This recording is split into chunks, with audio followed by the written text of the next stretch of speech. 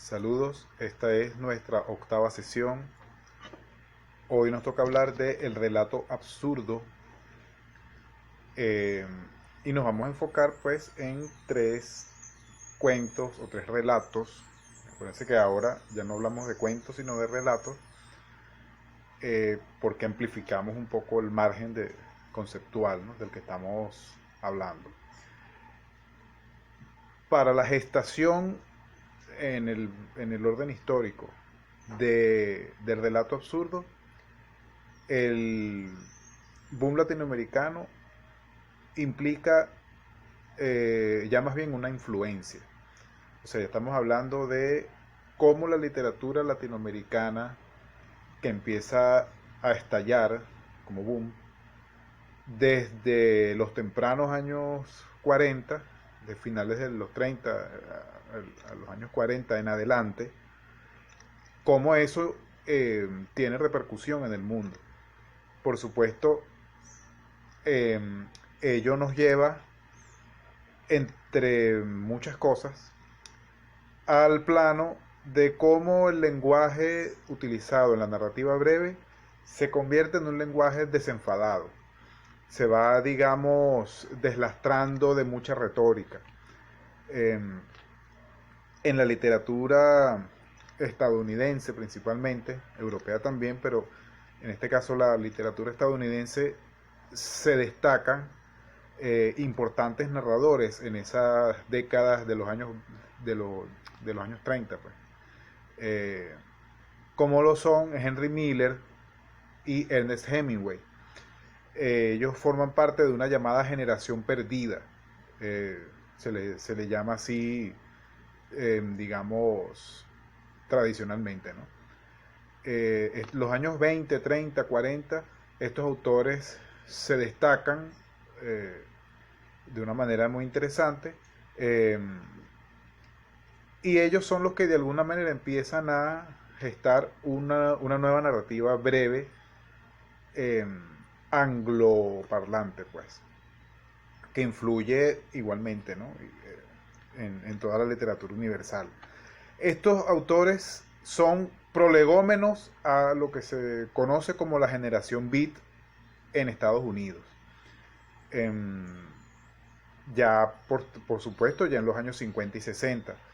¿Qué es lo que ha estado sucediendo en esas épocas? Bueno, Estados Unidos viene de una famosa Gran Depresión económica.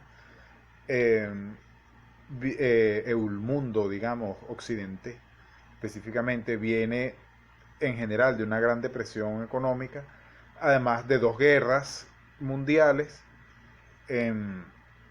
Entonces, lo que ha ocurrido es que hay como otra visión de lo cíclico. Habíamos estado hablando hasta ahora de una visión urobórica, o sea, el eterno principio, el eterno retorno, la eterna vuelta al inicio, donde todo es gestación, donde todo es nuevo. Ese es lo cíclico visto desde una visión de Uroboros.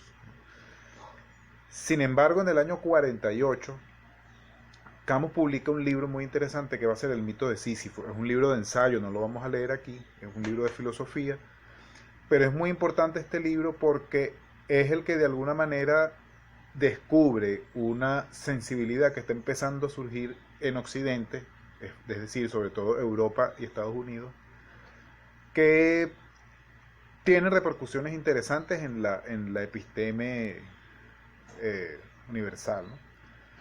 Por supuesto, El mito de Sísifo es uno de los libros, junto con La náusea de Sartre, que fundan de alguna manera el pensamiento existencialista. Pero con El mito de Sísifo sucede que específicamente es considerado fundador o antecesor, pues no es realmente fundador, de la literatura del absurdo.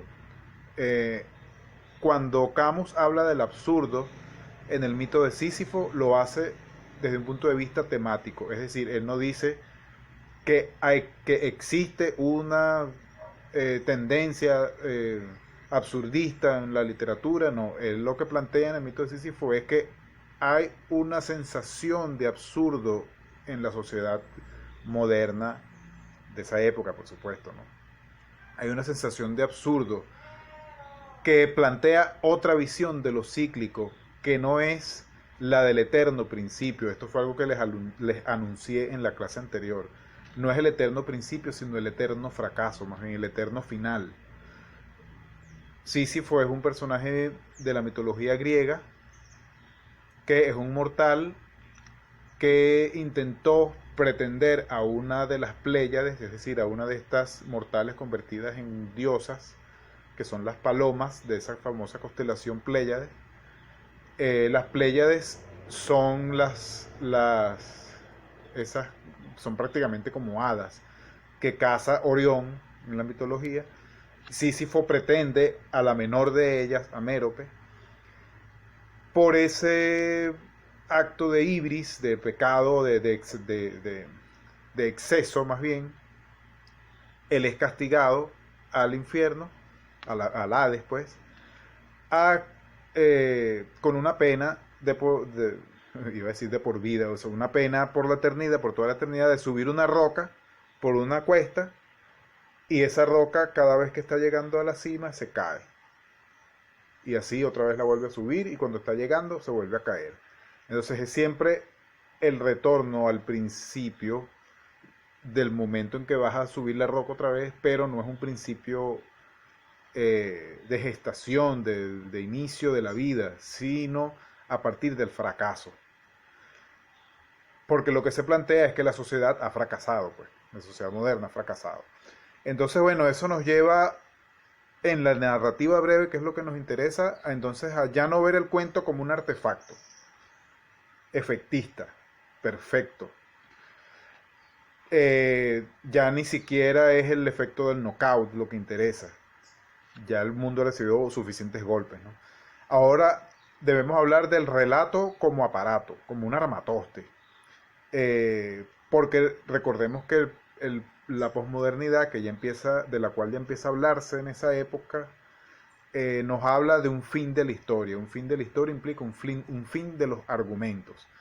Entonces, la narrativa breve recibe en esas épocas esa doble influencia, la del boom y la del absurdo, de manera que se debate entre un minimalismo en lo formal, porque recurre al absurdismo como sustento epistémico, pero también sigue utilizando elementos de ese neobarroco palabrerístico, ¿no?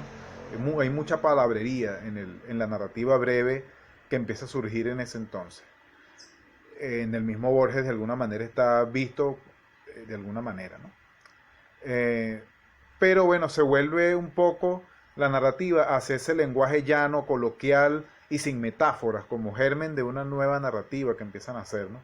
La impertinencia sintáctica, esto fue algo que también les mencioné, sirve para una nueva plurisignificación, ¿no? Se amplían los sentidos, la semántica, ¿no? Y entonces surgen esos relatos donde no pasa nada, entre comillas. No es el cuento donde hay una acción específica, principio, fin y efecto, pues, desenlace, sino que empiezan a surgir unos relatos donde pareciera que no pasara nada, son situaciones muy estáticas, ¿no? Todos, o bueno, mucha gente conoce como referencia esas obras de teatro del absurdo donde parece que no pasa nada. Bueno, así como hay un teatro del absurdo, como La cantante calva esperando a Godot, de Samuel Beckett, y La cantante calva de Ionesco, hay una literatura del absurdo. Y con todos estos antecedentes que les planteé. Los libros a revisar para ello en esta sesión son, bueno, los relatos de Beckett, dije una portadita improvisada, ¿no? Los relatos de Beckett, vamos a leer específicamente el expulsado, ¿no? Además de eso, Jerome David Salinger, bueno, este es un libro empastado muy antiguo, ¿no? Jerome David Salinger con sus 9 historias. El superclásico de la narrativa breve absurdista es de Jerome David Salinger y se llama Un día perfecto para el pez banana. Se los voy a pasar en digital. Este libro, como vieron, está en inglés, es el original, ¿no? Y de Venezuela vamos a leer, muy importante, es Un regalo para Julia de Francisco Maciani. este es un cuento o un relato que podemos considerar absurdístico. Ya vamos a ver por qué. Entonces con esto iniciamos nuestra sesión y bueno, bienvenidos pues a este mundo absurdo.